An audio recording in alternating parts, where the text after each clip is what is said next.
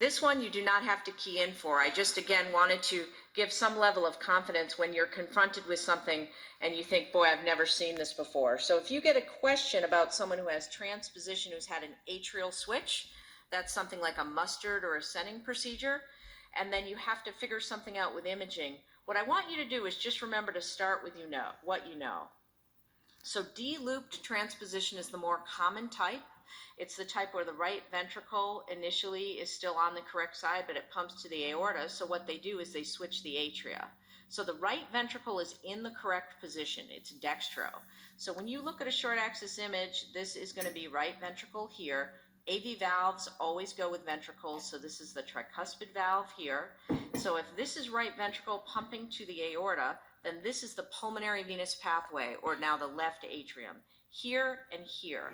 The atrial switch just baffles the blue blood over here to the pulmonary sided left ventricle, and this here would be the PA. So what you're doing here is you've got three different color jets, and I just want you to think about this, that as the right ventricle starts to fail in these patients, they get tricuspid regurgitation, which is here.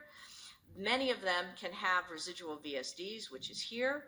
And then here are the two pathways. So this flow right here, and I've shown it here, is going to be a baffle leak between the two pathways. These baffle leaks in atrial switch patients act just like ASDs. They usually do not make people blue or cyanotic, but more they just load the pulmonary ventricle. So when you see something like this, you can work it through starting with what you know, and we often do advanced imagings in these patients. I'm just showing you this to prove this right ventricle is pumping to the aorta.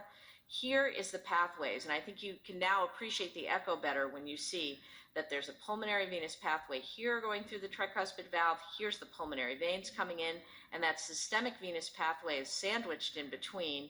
And indeed, there is a small baffle leak here. This type of MRI is called phase contrast imaging.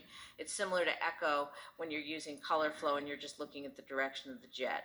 So don't be intimidated with the complex congenital heart disease patients. I have full confidence you will figure it out.